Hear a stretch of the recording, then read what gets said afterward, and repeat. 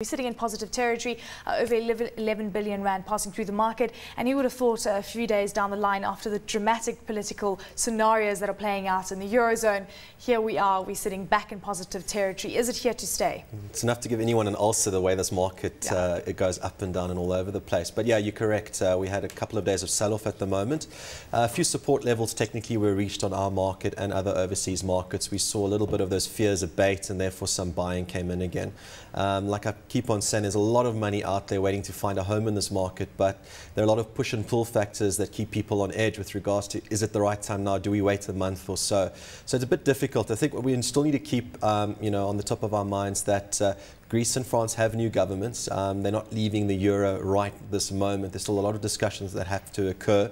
It's that point that is really going to move markets. I think the greater scheme of things is that Greece is still a very, very small player in the world economy. I think what we really need to look at is, growth out of America. I still think being incredibly important, in this potential slowdown still in Asia. That's really what's going to make the difference in the long term. I think in the short term, yes, it's going to be Greece and France is going to be on everyone's radar screen. Absolutely. Okay, so let's shove aside the Eurozone, because we've got more important things happening here in South Africa. Lots of companies out with numbers. We had Calgary. It's reporting season at the moment. So. Exactly. So revenue up 83%. Well, Calgary is an amazing little business. It's not very well covered by a lot of analysts. I mean, we don't know it very, very well. It's a smaller business, but it's a share price that has quintupled in a year. So it's moved from a 100 million rand business up to about a 500 million rand market cap at the moment, and doing tremendously well from the low-cost housing projects that are occurring around the Gauteng area. So future prospects, it'll be difficult for me to say because I don't know the business very well, but certainly looking very interesting there. It'll be nice to learn more about that company.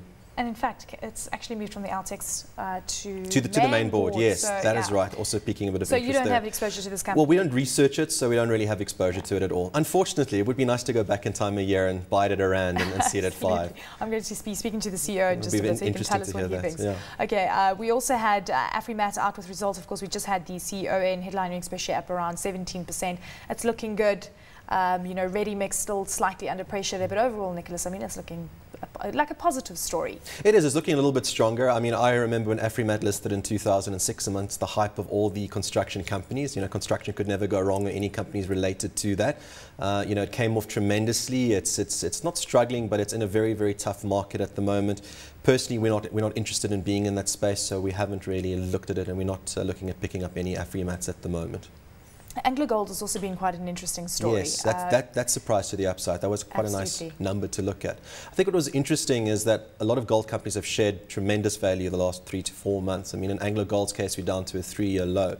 But the results coming across still look pretty good. So one wants to know, is it a good time to buy?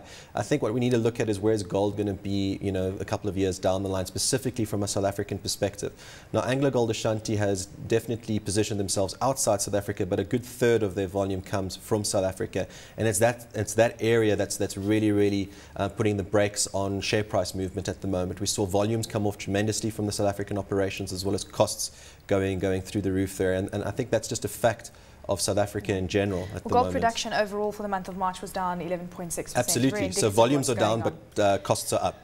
Anglo Gold Ashanti up almost 4% today, 272 rand at this point. So and coming off from about 390 a couple of months ago.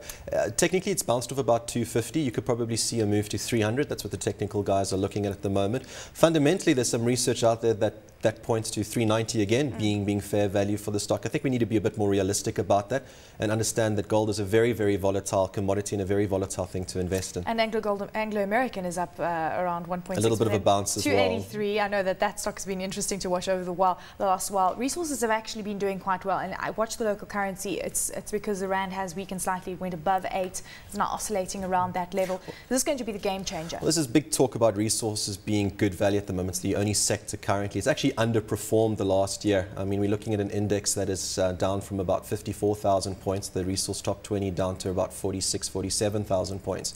So, looking at PE ratios and so on, one does tend to, concern ourselves with that. We need to understand within that resource sector, we've got the gold and platinum stocks, and those two have been absolutely disastrous, mainly due to the inherent structural issues we have in South Africa with platinum mining and gold mining. I still think there is value there, but Anglo American, because of its large exposure to Anglo Platinum, I think will continuously come under pressure.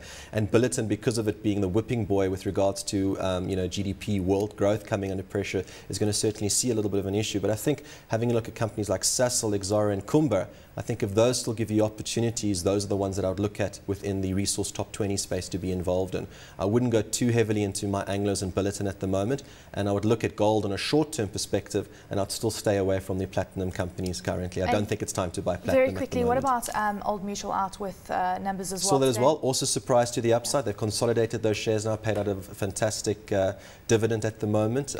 It's still not a space I would want to be in. I know it's looking good now, but I still think there are storm clouds on the horizon, and some of these shares at such inflated levels are priced for perfection. Fantastic, Nicholas. We have to leave it there. Sorry to, of course, cut that short. Thank you so very much to Nicholas Sorour from Sasfin.